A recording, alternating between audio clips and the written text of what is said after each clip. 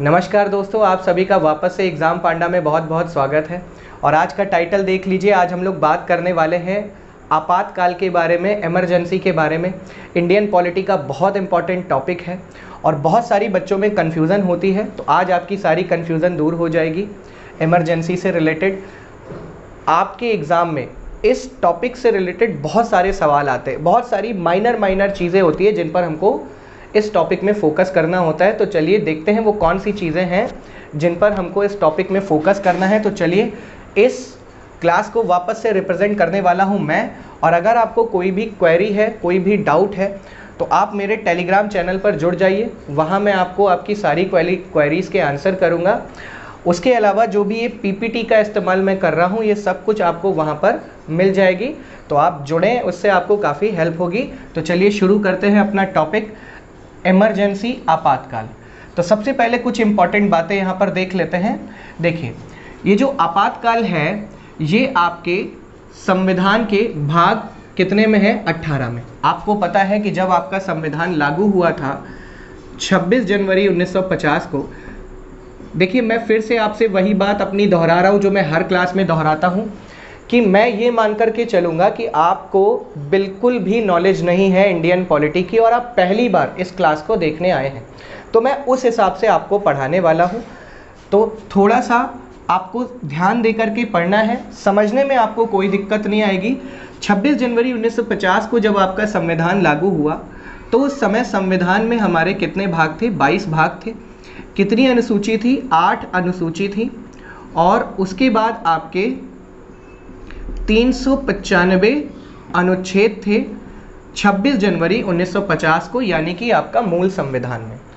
तो उसी 22 भाग में से एक भाग हमारा है भाग 18, जो कि बात करता है आपातकाल के बारे में, इमरजेंसी के बारे में। और अनुच्छेद 352 से, भाग 18 के अनुच्छेद 352 से 360 के अंदर आपको इमरजेंसी से रिलेटेड सारे प्रावधान आपको मिलेंगे। अगर आपसे पेपर में सवाल पूछा जाए कि भारत आपातकाल को कहाँ से लिया गया है, तो आपको ध्यान रखना है कि भारत शासन अधिनियम 1935, भारत शासन अधिनियम 1935 से आपका लिया गया है इमरजेंसी के जितने भी प्रावधान हैं। और एक और चीज़ है, जब हम पढ़ते हैं आपातकाल के समय मूल अधिकारों का स्थगन, तो वो अभी हम आगे पढ़ेंगे, तो वो आपका जर्मनी से लिया गया है। बच्चों में इसको लेकर के काफ़ी कन्फ्यूजन होती है, तो आपको ध्यान रखना है कि आपातकाल से संबंधित जितने भी प्रोविजंस हैं वो आपके कहाँ से लिए गए हैं? वो आपके लिए गए हैं भारत शासन अधिनियम 1935 से लिए गए हैं। अब संविधान में कितने प्रकार के आपातकाल हैं? तो सर 3 प्रकार के आपातकालों की चर्चा की गई है। ठीक है, 3 प्रकार के इमरजेंसी कंडीशंस की आपकी चर्चा की गई है, जिसमें एक है हमारा राष्ट्रीय आपात, जो है आपका अनुच्छेद 352, ठीक है। और एक है आपका राष्ट्रपति शासन, जो कि है आपका अनुच्छेद 356, आपको ध्यान रखना है। और तीसरा है हमारा वित्तीय आपात, जो है अनुच्छेद 360 के अंदर। अच्छे से देखिएगा, संविधान में कितने प्रकार की इमरजेंसी है? 3 टाइप की इमरजेंसी है। एक नेशनल इमरजेंसी है, राष्ट्रीय आपात है, आर्टिकल 352 अनुच्छेद 352।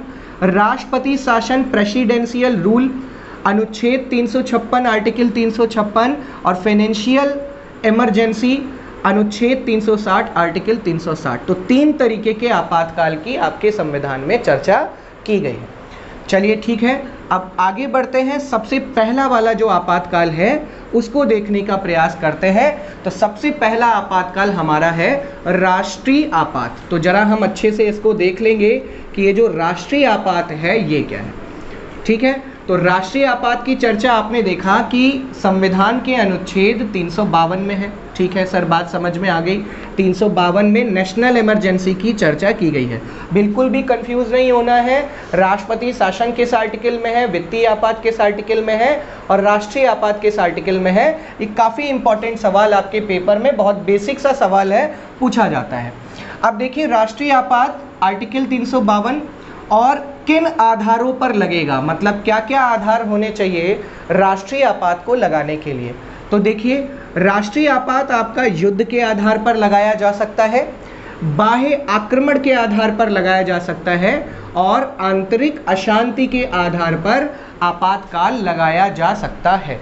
ठीक है, तो जो हमारा मूल संविधान था, मतलब जब आपका संविधान लागू होता है 26 जनवरी 1950 को, तो उस समय क्या आधार बताए गए थे? युद्ध बताया गया था, बाह्य आक्रमण बताया गया था और आंतरिक अशांति के आधार पर आपका आपातकाल लगाया जा सकता है। ठीक है, अच्छा अब देखिए, अब हमारे कितनी बार आपातकाल लगा है? तो देखिए, एक आपका 1962 में आपको पता है कि इंडो चीना वार हुआ था, है ना, इंडो चाइना वार हुआ था। ठीक है, तो इस चाइना वार के दौरान देश में आपका इमरजेंसी लगी थी। ठीक है, आपातकाल लगा था। आधार क्या था? आपका बाह्य आक्रमण, है ना, बाह्य आक्रमण था, तो इस वजह से आपातकाल लगा। 1965 में आपको पता है कि भारत पाकिस्तान युद्ध हुआ था, है ना, तो भारत पाकिस्तान युद्ध हुआ था। इस युद्ध में आपका जो है इमरजेंसी लगाई गई थी और 1971 में 1971 में आपका फिर से भारत पाकिस्तान युद्ध होता है। तो भारत पाकिस्तान युद्ध के दौरान आपका वापस से 1971 में इमरजेंसी लगी थी और इन तीनों का आधार क्या था? बाह्य आक्रमण।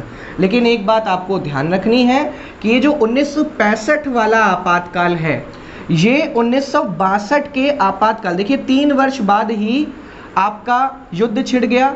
1962 में जो इमरजेंसी लगाई गई थी वो उस समय चल ही रही थी, तो इसका मतलब 1962 और 1965 के समय आपका एक ही आपातकाल चल रहा था और दूसरा आपातकाल आपका 1971 में भारत पाकिस्तान युद्ध के समय आपका चल रहा था। ठीक है, तो ये 3 टाइम पीरियड पर, 3 युद्धों के समय आपका आपातकाल लगा है।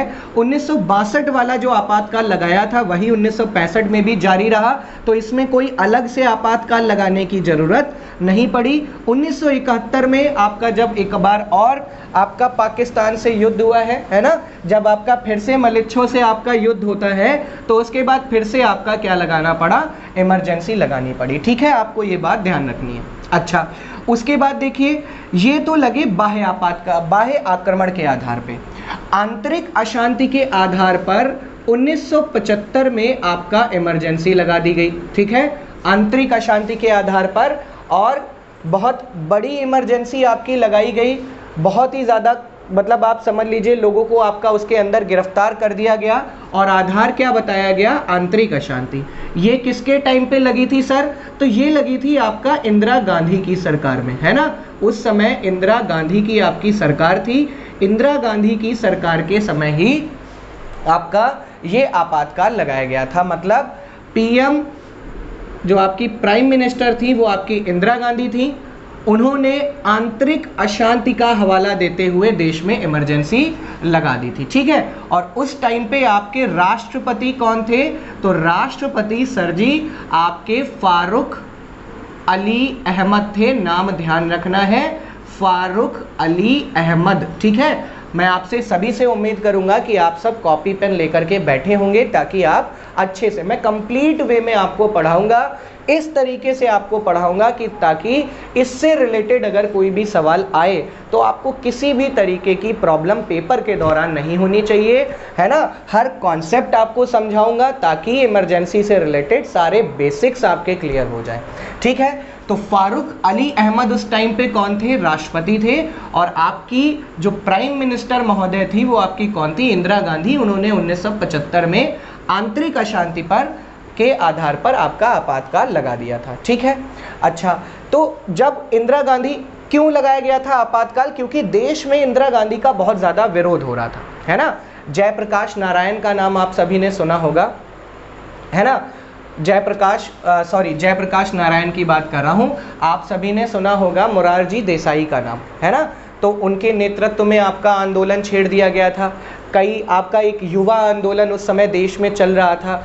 बहुत जो 1971 का आपका युद्ध हुआ, भारत पाकिस्तान युद्ध, अभी आपने देखा, और इसी के माध्यम से एक नया आपकी संतान पैदा होती है जिसको बांग्लादेश बोलते हैं ना। तो 1971 का भारत पाकिस्तान युद्ध हुआ और इसी के बाद आपका बांग्लादेश का आपका जन्म होता है। तो इस युद्ध में काफ़ी सारा खर्चा आपका बढ़ गया था, एक्सपेंसेस बढ़ गए थे, है ना। तो देश में आपका देखो पैसे की समस्या थी, हर तरीके की समस्या थी, सरकार ने टैक्सेस वगैरह बढ़ा दिए थे, इन्फ्लेशन आपका बढ़ा हुआ था। तो बहुत भयंकर तरीके से इंदिरा गांधी का आपका विरोध हो रहा था। तो उन्होंने आंतरिक अशांति के आधार पर आपका इमरजेंसी लगा दी, है ना। अब ये इमरजेंसी आपकी आंतरिक अशांति पे लगी है, तो आपको ध्यान रखना है कि आंतरिक अशांति पर देश में एक बार इमरजेंसी लगी है और बाह्य आक्रमण के आधार पर देश में कितनी बार, 2 बार इमरजेंसी लगी है। और चूंकि आपका ये तो एक ही इमरजेंसी है और ये दूसरी वाली और वो तीसरी वाली, आंतरिक अशांति के आधार पर देश में एक बार इमरजेंसी लगी है, ठीक है। अब जब आपातकाल लगाया गया आंतरिक अशांति के आधार पर, तो आप ये समझ लीजिए भारत के लोकतंत्र पर कलंक माना जाता है ना। इसके बारे में 1975 की इमरजेंसी के बारे में अभी मैं आपके स्टैटिक पोर्शन कंप्लीट कर रहा हूँ एग्जाम पॉइंट ऑफ व्यू से, और बाद में मैं इन सभी टॉपिक जो बड़े प्यारे से टॉपिक है इन पर आपकी एक क्लास रिकॉर्ड करूंगा, ताकि आपको पता चले कि 1975 की इमरजेंसी में क्या क्या प्रॉब्लम्स हुई थी, क्या क्या समस्याएं आई थी, ठीक है। तो बहुत सारे लोगों को उठा करके जेल में डाल दिया गया था। और उसके बाद क्या हुआ कि जब 1977 में जब आपका वापस से चुनाव हुए, तो इसी आंतरिक अशांति के आधार पर लगे आपातकाल के कारण इंदिरा गांधी अपना चुनाव हार गई या कांग्रेस अपना चुनाव हार गई। और उसके बाद 1977 में आपकी एक नया गठबंधन चुनाव में जीता, जिसको आप बोलते हो जनता दल, है ना। जनता दल चुनाव में जीता 1977 में, और प्राइम मिनिस्टर के रूप में तब आपका जनता दल से प्राइम मिनिस्टर के रूप में शपथ ली आपके मोरारजी देसाई ने, है ना। और इन्होंने आपका, ये विपक्ष में था, इन्होंने आपका विरोध ही, इन्होंने जब आपका चुनाव चल रहा था तो इन्होंने अपना एडवर्टाइज ही इसीलिए किया था कि हम आपातकाल, जो आंतरिक अशांति शब्द है ये आपका अस्पष्ट शब्द है, इसको हम सही से आपका सुधारेंगे। तो इसी आधार पर आपका इन्होंने चुनाव जीता था। तो चुनाव जीतते ही सबसे पहले 44वां संविधान संशोधन 1978 पारित किया गया, आपको ध्यान रखना है, जनता दल के समय। और इस समय आपका इस संविधान संशोधन के द्वारा कौन सा 44वां कॉन्स्टिट्यूशनल अमेंडमेंट एक्ट 1978 या 44वां संविधान संशोधन 1978, और इसी के आधार पर इसी में आपका आंतरिक अशांति की जगह शब्द को चेंज करके क्या लिख दिया गया, सशस्त्र विद्रोह। तो अब आपको ध्यान रखना है कि हमारे यहाँ देश में अब आपातकाल वर्तमान में युद्ध, बाह्य आक्रमण और सशस्त्र विद्रोह के आधार पर लगाया जा सकता है। यानी कि जनता जब शस्त्र के साथ विद्रोह करे तब आपका इमरजेंसी लगेगी, आंतरिक अशांति के आधार पर इमरजेंसी नहीं लगाई जा सकती। तो ये बात आपको ध्यान रखना है। आपके पेपर में अगर पूछा जाता है कि किस संविधान संशोधन के माध्यम से आंतरिक अशांति की जगह राष्ट्रीय आपातकाल में सशस्त्र विद्रोह शब्द जोड़ा गया, तो आपको 44वां संविधान संशोधन 1978 ध्यान रखना है। उसके बाद देखिए, अब जरा ये लगता कैसे है इसको समझ लेते हैं, ठीक है। आपने ये नोट कर लिया होगा, मैं इसको हटा रहा हूँ, वरना आप वीडियो को पॉज करके जब ये आए तब यहाँ पर इसको आप नोट डाउन कर सकते हैं, ठीक है। अच्छा, उसके बाद देखिए कैसे लगता है। तो देखिए राष्ट्रीय आपातकाल लगाता कौन है, तो सर राष्ट्रपति लगाता है, कॉमन सी बात है ना। राष्ट्रपति राष्ट्रीय आपातकाल की घोषणा केवल मंत्रिमंडल की लिखित सिफारिश प्राप्त होने पर ही कर सकता है, ठीक है। आप इन सभी, ये जो आपको, इसीलिए आपसे कह रहा हूँ कि टेलीग्राम चैनल से जुड़ जाइएगा, ये पीपीटी बहुत ज़्यादा महत्वपूर्ण है ना। तो ये आपको वहाँ पर ये सारी पीपीटी मिल जाएगी ताकि आपके पास सारे नोट्स ऑलरेडी हो जाएं। तो राष्ट्रपति राष्ट्रीय आपातकाल की घोषणा को केवल मंत्रिमंडल की लिखित सिफारिश प्राप्त होने पर ही कर सकता है, ठीक है। देखिए, जब आंतरिक अशांति के आधार पर आपातकाल इंदिरा गांधी ने लगाया, ठीक है, तो आपका सिर्फ प्रधानमंत्री की सलाह के आधार पर ही आपका जो है वो आपातकाल लगा दिया गया था। सिर्फ सलाह किसने दी थी? प्रधानमंत्री ने दी थी, है ना। तो उसके बाद आपका चेंज कर दिया गया। चेंज करके क्या कर दिया गया कि राष्ट्रपति अब राष्ट्रीय आपातकाल को मंत्रिमंडल की लिखित सिफारिश, रिटन रिकमेंडेशन प्राप्त होने पर ही आपका कर सकता है। आपको ध्यान रखना है, बात समझ में आ रही है? तो आपको ये लिखित सिफारिश वाला शब्द ध्यान रखना है। जो यूपीएससी वाले हैं वो थोड़ा सा एनालिटिकल अप्रोच के साथ पढ़ेंगे। उसके बाद देखिए, आपातकाल की उद्घोषणा जारी होने के भीतर, जब राष्ट्रपति ने आपातकाल लगा दिया, मंत्रिमंडल की लिखित सिफारिश मिल गई, राष्ट्रपति ने आपातकाल की उद्घोषणा कर दी कि अब देश में आपातकाल लग गया, तो उद्घोषणा जारी होने के 1 माह के भीतर, ध्यान रखना है कितना समय है? 1 माह। 1 माह के भीतर इसे संसद द्वारा अनुमोदित किया जाना अनिवार्य है। आपको ध्यान रखना है, ठीक है? किया जाना अनिवार्य है। कितने समय में? 1 माह के भीतर, ठीक है? आपको ये टाइम पीरियड ध्यान रखना है।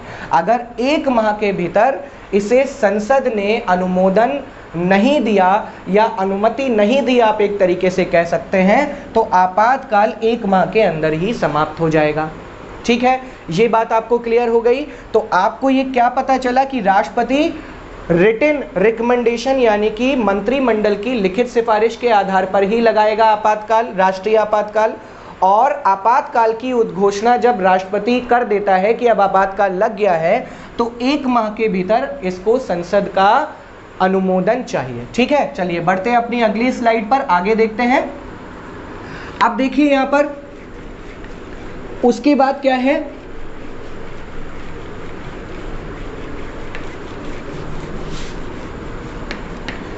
उसके बाद देखिए, यदि संसद के दोनों सदनों के द्वारा, आपको संसद वापस से एक बार रिकॉल कर देता हूं, जबकि मैं हर क्लास में जब भी संसद की आवश्यकता पड़ती है तो आपको बताता हूं। अगर आप क्लास को अच्छे से देख रहे हैं तो शायद अब तक आपको ये बिल्कुल रट गया होगा कि संसद में राष्ट्रपति और लोकसभा और आपका कौन आता है? राज्यसभा आता है ना। और संसद के दोनों सदन से आशय किससे है? लोकसभा और राज्यसभा से है। यदि संसद के दोनों सदनों द्वारा यानी कि लोकसभा और राज्यसभा द्वारा इसका अनुमोदन कर दिया गया हो, मतलब इसको अनुमोदित यानी कि अनुमति दे दी गई हो, यानी कि इस आपातकाल के प्रस्ताव को पास कर दिया गया हो, तो आपातकाल कितने समय तक जारी रहेगा? 6 माह तक जारी रहेगा। आपको ये 6 माह वाला जो आपका ये टाइम पीरियड है, ये आपको ध्यान रखना है। बहुत बार आपके पेपर में पूछा जाता है कि राष्ट्रीय आपातकाल जो है संसद के अनुमोदन के पश्चात कितने समय तक जारी रहेगा? 6 माह तक। कितने समय तक? 6 माह तक जारी रहेगा। आपको ये बात ध्यान रखनी है ना। इसमें काफ़ी सारी कंफ्यूजन है आपकी राष्ट्रीय आपात, राष्ट्रपति शासन, वित्तीय आपात के बीच में, है ना, और अध्यादेश के बीच में। तो इसको अच्छे से समझ लीजिएगा। 1-2 बार रिपीट करके क्लास देख लेंगे ना तो आपको बिल्कुल ये आपके फिंगर्स पर आ जाएगा, तो इसमें कोई दिक्कत नहीं होनी चाहिए, है ना। यदि संसद के दोनों सदनों द्वारा इसका अनुमोदन कर दिया गया हो तो आपातकाल कब तक जारी रहेगा? 6 माह तक। तो आपने ये समझा कि सर जी, राष्ट्रपति जिस दिन आपातकाल की घोषणा करता है ना, उसके 1 माह के भीतर आपका संसद का अनुमोदन चाहिए, और जिस दिन संसद ने अनुमोदन दे दिया उसके 6 माह के भीतर 6 माह तक आपका आपातकाल जारी रह सकता है।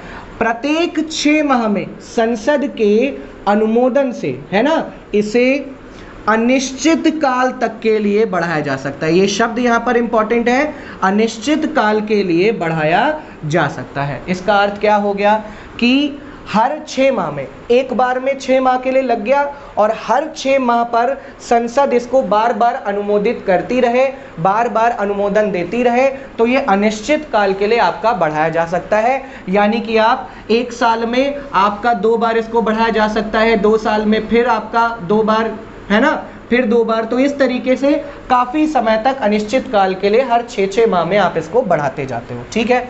उसके बाद आपातकाल की घोषणा अथवा इसके जारी रहने का प्रत्येक प्रस्ताव मतलब वही अनुमोदन की बात हो रही है।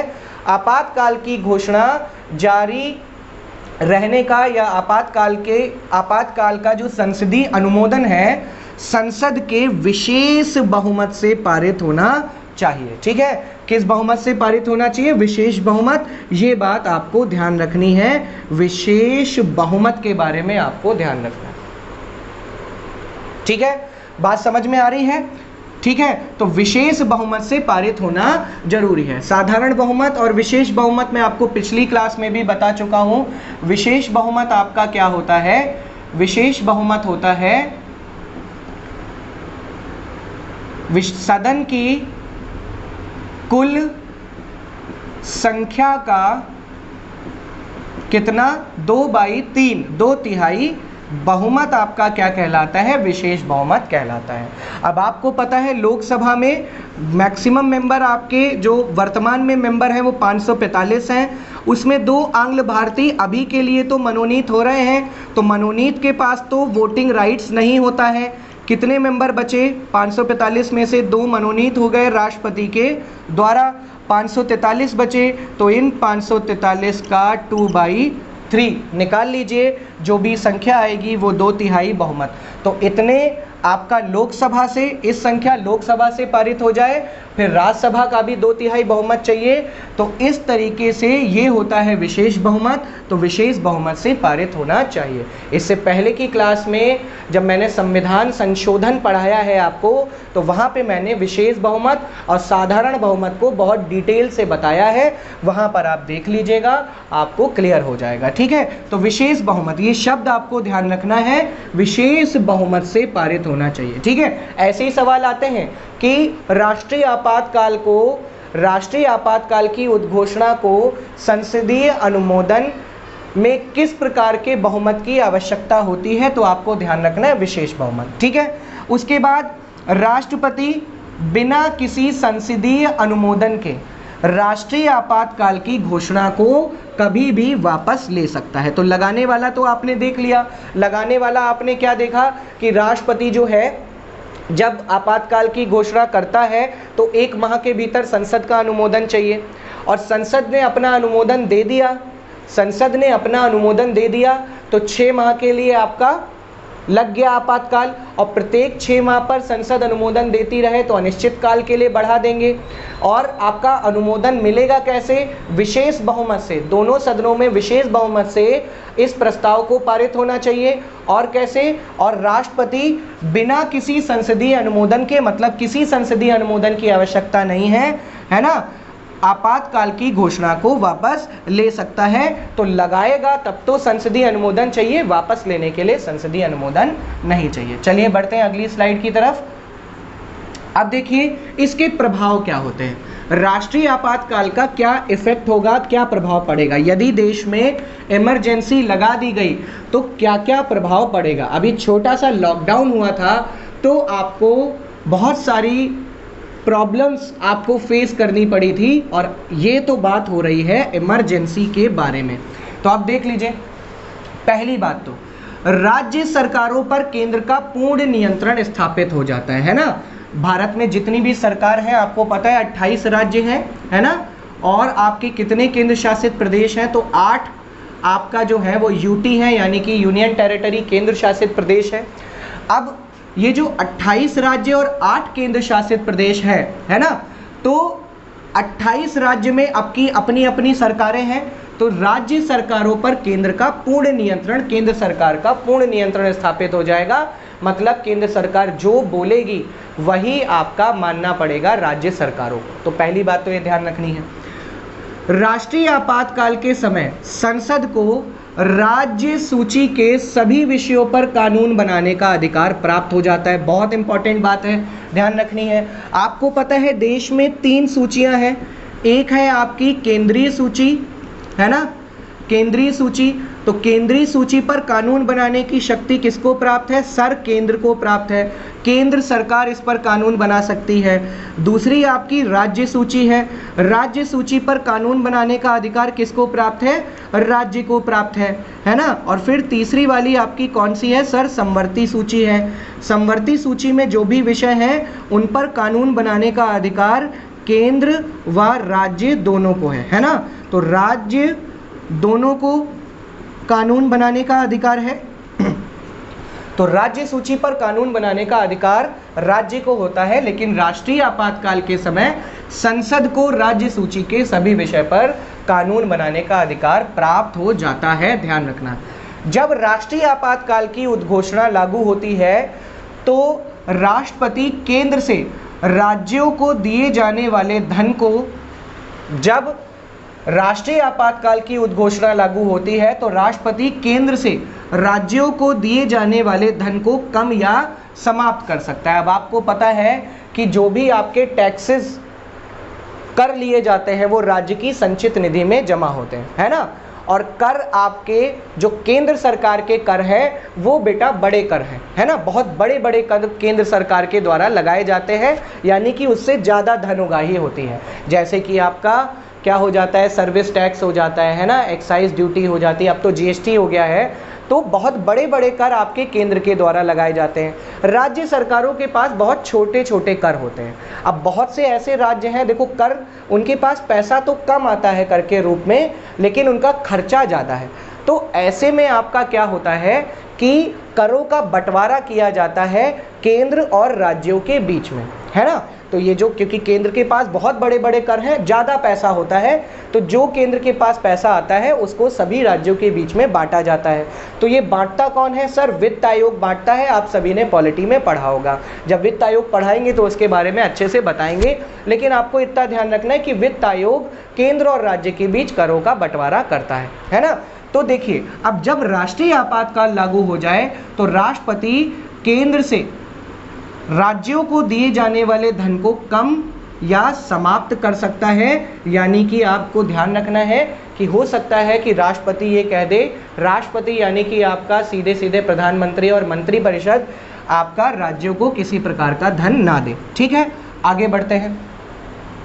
अब जरा देखिए, जब राष्ट्रीय आपातकाल लागू हो तो लोकसभा का कार्यकाल इसके सामान्य कार्यकाल से, इसको थोड़ा सा ऊपर ले आइएगा जरा, हाँ ठीक है। अब देखिए यहाँ पर, जब राष्ट्रीय आपातकाल लागू हो तो लोकसभा का कार्यकाल, आपको पता है लोकसभा का कार्यकाल कितना होता है? तो सर लोकसभा का कार्यकाल कितना होता है? 5 वर्ष का होता है। ठीक है, साधारण परिस्थितियों में आपका 5 वर्ष का होता है।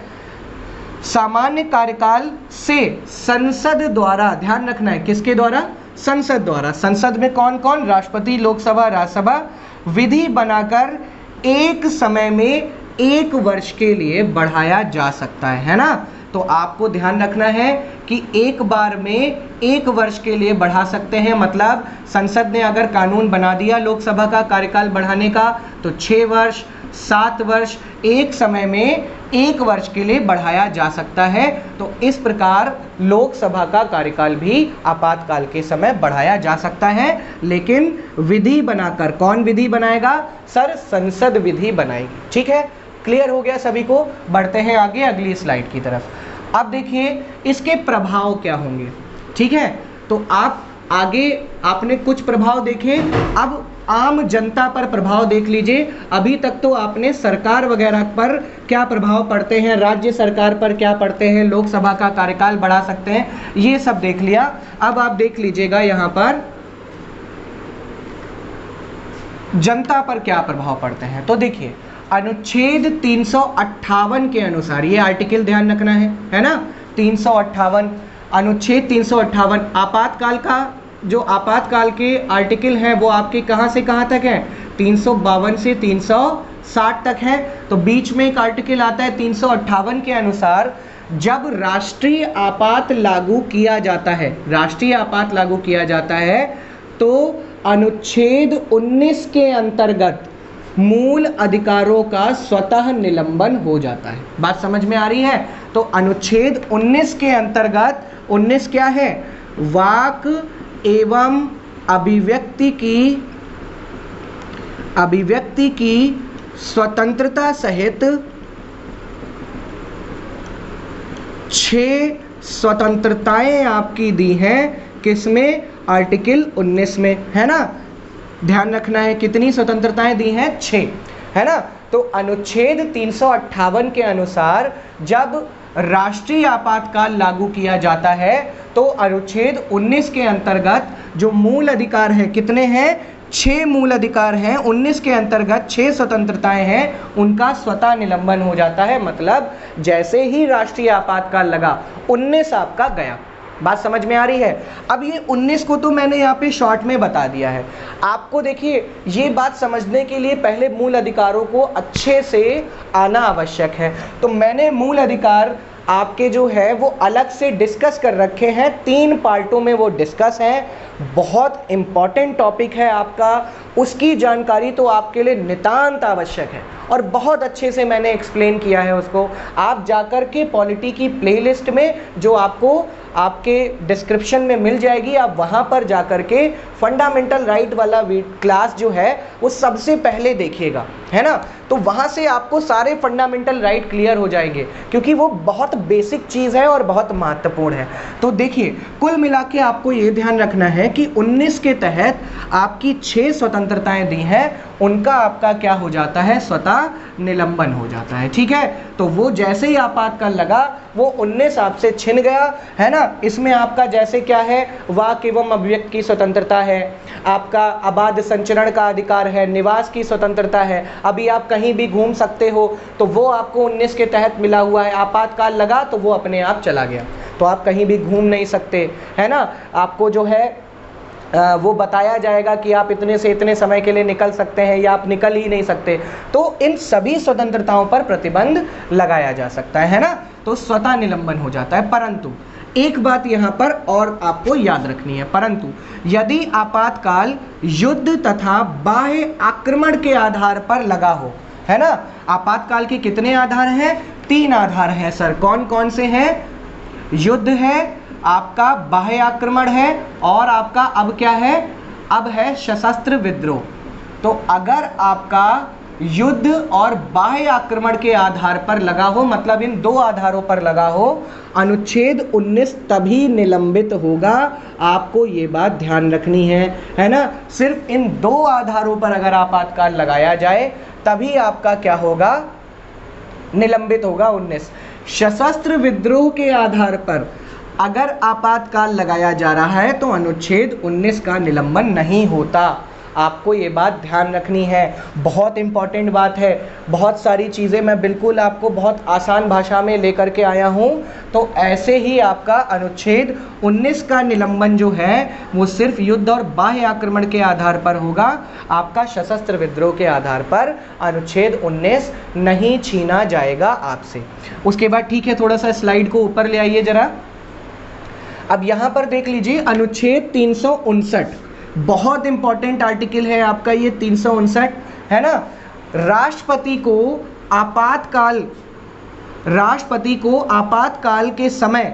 आपातकाल के समय मूल अधिकारों को लागू करने के लिए, ध्यान से पढ़िएगा, राष्ट्रपति को आपातकाल के समय, है ना, मूल अधिकारों को लागू करने के लिए न्यायालय जाने के अधिकार को निलंबित करने के लिए अधिकृत करता है। क्या मतलब हुआ सर इस बात का? तो देखिए, आपका मूल अधिकार संविधान के भाग 3 में दिए हुए हैं। मैंने आपको ऑलरेडी बताया है कि मैं क्लास पढ़ा चुका हूं। अगर वो आप क्लास पढ़ चुके हैं तो ज़्यादा अच्छे से समझ में आएगा, नहीं तो आप जाइए पहले वो क्लास आप पढ़ लीजिएगा, है ना। पहले इसको देख लीजिए, इसके बाद आप जाकर के वो क्लास देख लीजिएगा। भाग 3 में आपका मूल अधिकार है ना। अब मूल अधिकार हैं कितने हैं? 6 हैं, है ना। और 6 मूल अधिकार, आपका 6 मूल अधिकार हैं, जिसमें सबसे आखिरी मूल अधिकार है, मैं थोड़ा सा शॉर्ट में बताऊंगा। आखिरी मूल अधिकार है जिसको कहते हैं संवैधानिक उपचारों का अधिकार, संवैधानिक उपचारों का अधिकार। अब ये जो मूल अधिकार है इसी को संविधान की आत्मा कहा गया है ना। तो जब आपके मूल अधिकार छीने जाते हैं तो आप अनुच्छेद 32 के माध्यम से ही आप सुप्रीम कोर्ट जाते हैं और न्यायालय से रिक्वेस्ट करते हैं कि माननीय सुप्रीम कोर्ट, सर जी हमारा जो है ये वाला मूल अधिकार छीन लिया गया है, इस तरीके से छीन लिया गया है, कृपया हमको न्याय देने की कृपा करें। तो अगर सुप्रीम कोर्ट को लगता है कि मूल अधिकार छीना गया है तो सुप्रीम कोर्ट तुरंत आपका वो मूल अधिकार आपको लागू करवा करके देता है।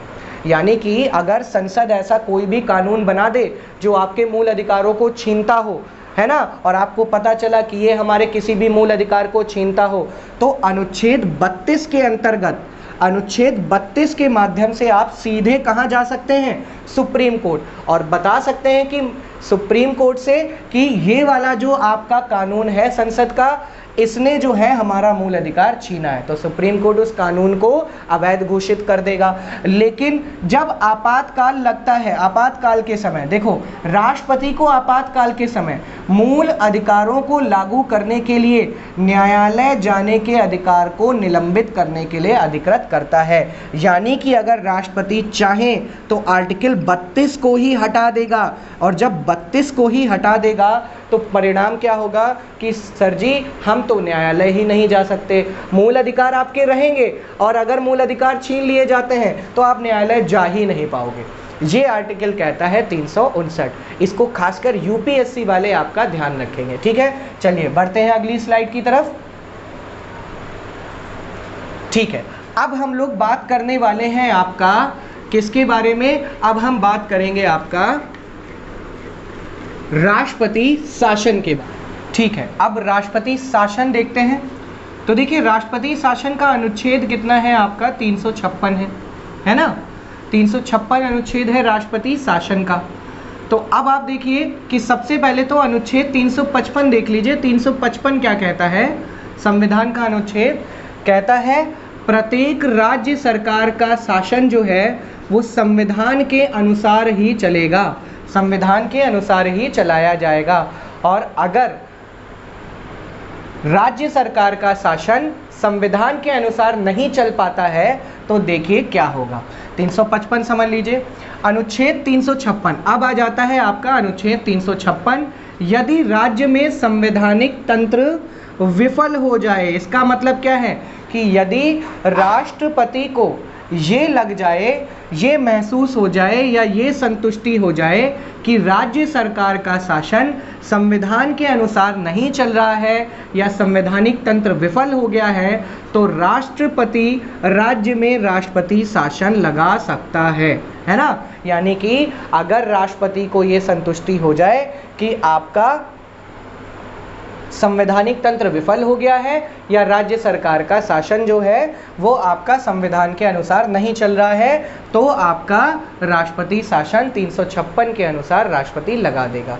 अब राष्ट्रपति को संतुष्टि हो जाए या संवैधानिक तंत्र विफल हो जाए, इस शब्द का संविधान में कोई एक्सप्लेनेशन नहीं दिया है। तो इसलिए आपका ये जो राष्ट्रपति शासन वाली जो आर्टिकल है अनुच्छेद 356, ये बहुत ही ज़्यादा आपका विवादों में रहता है, क्योंकि अक्सर जो केंद्र सरकार है इसे अपने राजनीतिक हितों के उद्देश्य के लिए आपका लगा देती है अक्सर, और खासकर ये जो विपक्षी पार्टी की सरकार होती है राज्य में उन पर आपका ज़्यादा लगाया जाता है। तो ये काफ़ी विवादित है आपका, लेकिन आपको मसला समझना है, ज़रूरी है ये चीज़ आपकी ज़रूरी है, क्योंकि आपके देखो देश में कई सारे खतरे हैं, राष्ट्रीय एकता अखंडता को खतरा है, बहुत सारे ऐसे इश्यूज़ हैं, तो कुछ तो आपका कंट्रोल राज्यों के ऊपर होना चाहिए। लेकिन ये आपका जब दुरुपयोग इसका किया जाता है तब जो है ये विवादों में आ जाता है, तो इसके दुरुपयोग से बचना चाहिए, है ना। तो संवैधानिक तंत्र की विफलता पर आपका जो है राष्ट्रपति शासन लगाया जाता है। एक आर्टिकल है अनुच्छेद 365, ध्यान रखना है, दो आधारों पर लगता है, एक 356 के आधार पर और एक 365 के आधार पर राष्ट्रपति शासन लगता है। मुझे लगता है आपने 356 वाला ज़्यादा पढ़ा होगा, 365 वाला इतने अच्छे से आपको नहीं पता होगा। तो ये भी देख लीजिए आर्टिकल, यदि कोई राज्य केंद्र द्वारा दिए गए निर्देशों का पालन करने में असफल होता है। यानी कि केंद्र सरकार ने अगर कोई निर्देश दिए हैं, आप देखिए केंद्र सरकार कितनी ज़्यादा ताकतवर है अपने यहाँ, कि अगर कोई राज्य केंद्र द्वारा दिए गए निर्देशों का पालन करने में असफल होता है तो भी राष्ट्रपति के लिए यह मानना तर्क संगत होगा कि अब राज्य का शासन संविधान के अनुसार नहीं चल रहा। यानी कि सिर्फ अगर कोई राज्य सरकार केंद्र सरकार के निर्देश को ना माने तब भी राष्ट्रपति ये मान लेगा कि संविधान के अनुसार शासन नहीं चल रहा है और 356 का प्रयोग करके राष्ट्रपति शासन लगा देगा। ठीक है, बढ़ते हैं अगली स्लाइड की तरफ। अब देखिए आपका क्या प्रोसेस है आपका राष्ट्रपति शासन लगाने की। जैसे आपातकाल की प्रोसेस थी वैसे यहाँ पर देख लीजिए, राष्ट्रपति शासन की घोषणा जारी होने के 2 माह के भीतर, वहाँ पर आपातकाल में कितना था समय, 1 माह, यहाँ पर कितना है 2 माह के भीतर संसद के दोनों सदनों द्वारा इसका अनुमोदन हो जाना चाहिए। तो संसद के दोनों सदनों द्वारा इसका अनुमोदन 2 माह के भीतर ही हो जाना चाहिए, और यदि अनुमोदन नहीं होता है तो 2 माह के भीतर ही राष्ट्रपति शासन क्या हो जाएगा, समाप्त हो जाएगा।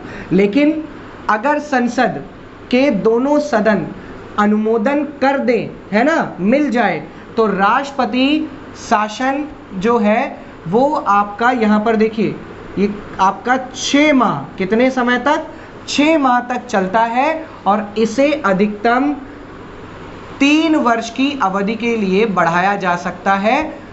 अवधि के लिए संसद की स्वीकृति से प्रत्येक 6 माह के लिए आपका बढ़ाया जा सकता है। मतलब इसकी बात क्या आपको समझ में आ रही है कि सर 2 माह के भीतर आपका जब राष्ट्रपति शासन की किसी राज्य में घोषणा हो जाती है तो 2 माह के भीतर संसद का अनुमोदन चाहिए, है ना, और जब एक बार संसद का अनुमोदन मिल गया तो आपका हर 6 माह पर संसद के अनुमोदन के पश्चात इसे अधिकतम 3 वर्ष की अवधि के लिए बढ़ाया जा सकता है। ध्यान रखना, अधिकतम 3 वर्ष की अवधि के लिए बढ़ाया जा सकता है। और राष्ट्रीय आपातकाल सर अनिश्चित काल के लिए बढ़ाया जा सकता है, और यहाँ पर अधिकतम अवधि 3 वर्ष की है। राष्ट्रपति शासन की घोषणा को संसदीय अनुमोदन सामान्य बहुमत द्वारा दिया जाता है। बात समझ में आ रही है, संसद सामान्य बहुमत से इसको अनुमोदित कर सकती है, और आपातकाल में आपने देखा था विशेष बहुमत से अनुमोदित करती है ना। और मैंने आपको बताया सामान्य बहुमत क्या होता है सर, सामान्य बहुमत होता है उपस्थित सदस्यों का 2/3 बहुमत। सामान्य बहुमत होता है उपस्थित सदस्यों का बहुमत, है ना, और बहुमत होता है 50% + 1। यानी कि लोकसभा में आपने देखा था कि 543 लोग वोट डाल सकते हैं, और जिस दिन राष्ट्रपति शासन का अनुमोदन का प्रस्ताव लाया जा रहा है उस दिन मान लेते हैं मात्र 300 लोग हैं लोकसभा में, तो आपका 300 का आधा कितना हो गया, 300 का आधा हो गया आपका 150, और उसमें एक जोड़ दीजिए मात्र 151 लोगों का अनुमोदन चाहिए। ऐसे को बोलते हैं साधारण बहुमत। तो साधारण बहुमत आपको ध्यान रखना है, साधारण बहुमत से अनुमोदित किया जाता है। ठीक है, एक ये बात ध्यान रखिए। उसके बाद अगला है आपका राष्ट्रपति द्वारा राष्ट्रपति शासन की घोषणा को किसी भी समय वापस लिया जा सकता है, इसके लिए संसदीय अनुमोदन की आवश्यकता नहीं है। बात समझ में आ रही है। तो आपातकाल में भी सिमिलर चीज़ थी, इसमें भी सिमिलर है। चलिए बढ़ते हैं अगली स्लाइड की तरफ। अब है हमारा राष्ट्रपति शासन के क्या प्रभाव हैं, जरा प्रभाव देख लेते हैं। राज्य पर क्या प्रभाव पड़ेगा अगर किसी राज्य के ऊपर राष्ट्रपति शासन लगा दिया जाता है। तो देखिए प्रभाव देखिए, जब राज्य में राष्ट्रपति शासन लागू हो जाता है तो राष्ट्रपति जो मुख्यमंत्री के नेतृत्व वाली मंत्री परिषद है उसको क्या कर देता है, भंग कर देता है। ध्यान रखना है, मोस्ट इम्पॉर्टेंट बात है कि मुख्यमंत्री और उसकी मंत्री परिषद भंग हो जाती है तत्काल प्रभाव से, है ना। तो मुख्यमंत्री ही नहीं रहेगा, मंत्री परिषद उसकी नहीं रहेगी, वो लोग कोई भी कार्य नहीं कर सकते। और राज्य का राज्यपाल राष्ट्रपति के नाम पर राज्य सचिव की सहायता से राज्य का प्रशासन चलाता है। तो कुल मिला के राज्यपाल, राज्य सचिव क्या होता है? राज्य का सर्वोच्च पद होता है, आपका आईएएस अधिकारी वहां पर नियुक्त होता है, तो उसकी सहायता से राष्ट्रपति के नाम पर शासन चलाता है। मुख्यमंत्री और मंत्री परिषद अब हो जाते हैं बेकार। ठीक है। राष्ट्रपति राज्य की विधानसभा को विघटित अथवा निलंबित कर सकता है। ठीक है। ज्यादा होगा तो राष्ट्रपति क्या कर देगा? पूरी विधानसभा ही विघटित कर देगा, है ना, पूरी विधानसभा ही विघटित कर देता है। उसके अलावा आपको ध्यान रखना है, ज्यादा से ज्यादा विधानसभा को विघटित कर देता है। विधानसभा का कार्यकाल कितना होता है? 5 वर्ष, है ना। और अगर राष्ट्रपति शासन लगा दिया जाए तो उससे पहले भी राष्ट्रपति विधानसभा को विघटित कर सकता है ना।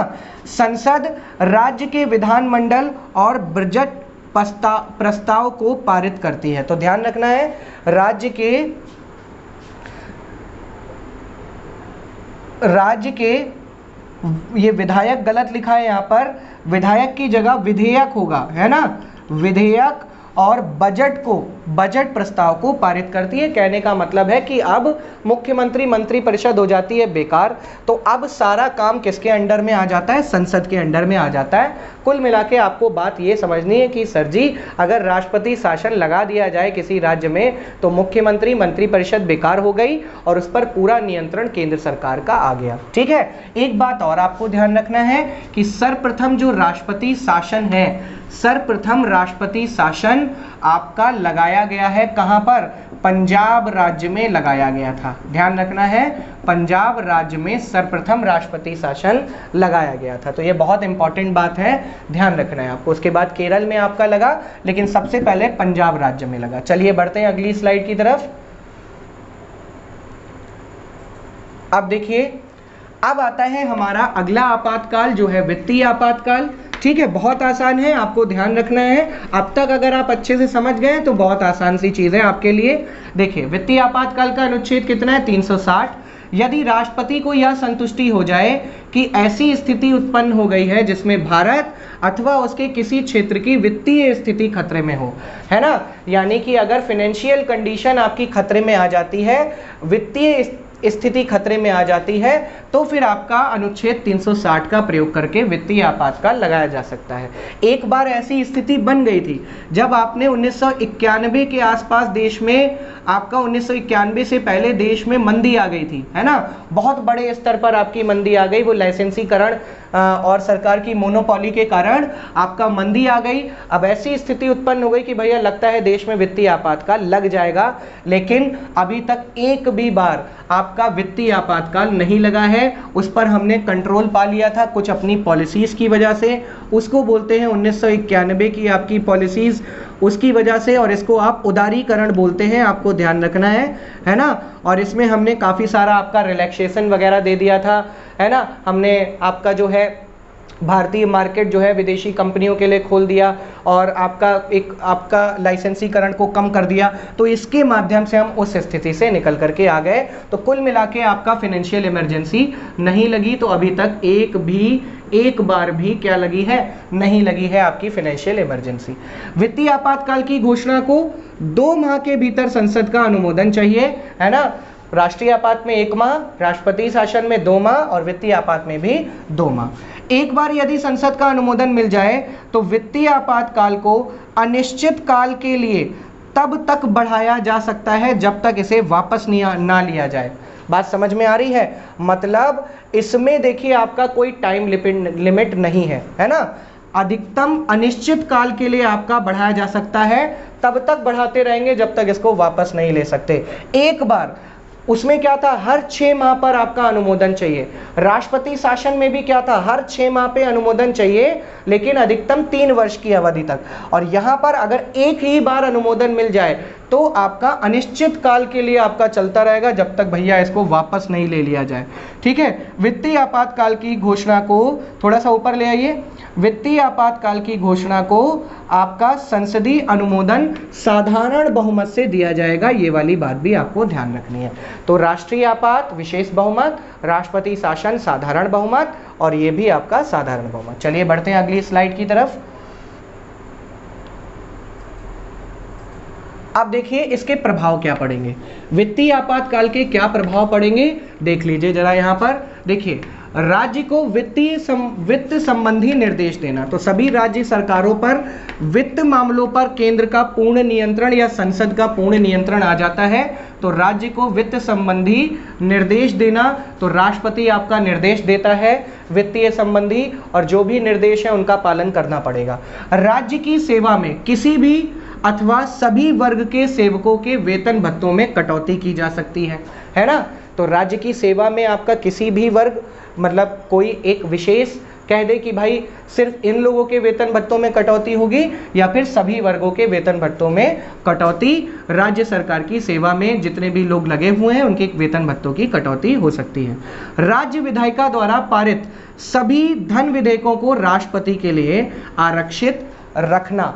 बात समझ में आ रही है। तो जितने भी राज्य हैं, 28 राज्य हैं, वो जो भी धन विधेयक पारित करते हैं वो आपका राष्ट्रपति के लिए आरक्षित रखे जा सकते हैं, है ना, और राष्ट्रपति उन पर अपनी अनुमति नहीं दे सकता है, दे सकता है, ठीक है। केंद्र की सेवा में लगे, यहाँ पर सेंट्रल गवर्नमेंट की सेवा के सभी कर्मचारियों के वेतन भत्तों में या कुछ विशेष कर्मचारियों के वेतन भत्तों में आपकी कटौती हो जाती है। सर्वोच्च न्यायालय व उच्च न्यायालय के न्यायाधीशों के वेतन भत्तों में भी कटौती की जा सकती है ना। तो ये था आपका वित्तीय आपात। तो इस प्रकार से हमने राष्ट्रीय आपात देख लिया, आपका राष्ट्रपति शासन देख लिया, वित्तीय आपात देख लिया, पूरा लॉजिक आपका समझ लिया। मुझे नहीं लगता आपको कोई भी डाउट होगा, कोई भी समस्या होगी। तो ये था आपका पूरा इमरजेंसी, बहुत ही आसान भाषा में मैंने समझाने की आपको कोशिश की है। तब तक के लिए आप इसको, कोई भी दिक्कत होती है, क्वेरी होती है, आप मुझे पूछ सकते हैं, आप मुझे इंस्टाग्राम पर पूछ सकते हैं, आप मुझे टेलीग्राम चैनल पर जुड़ करके पूछ सकते हैं। उसके अलावा आपको इसको 2-3 बार भी, अगर आपको थोड़ा सा भी डाउट रह गया तो 1-2 बार इस क्लास को और रिपीट कर लेना, अच्छे से चैप्टर आपका तैयार हो जाएगा, ठीक है। तो चलिए आपसे मिलते हैं आपकी अगली क्लास में। तब तक के लिए सभी लोग अच्छे से पढ़ते रहें, संघर्ष करते रहें, मेहनत करते रहें। धन्यवाद।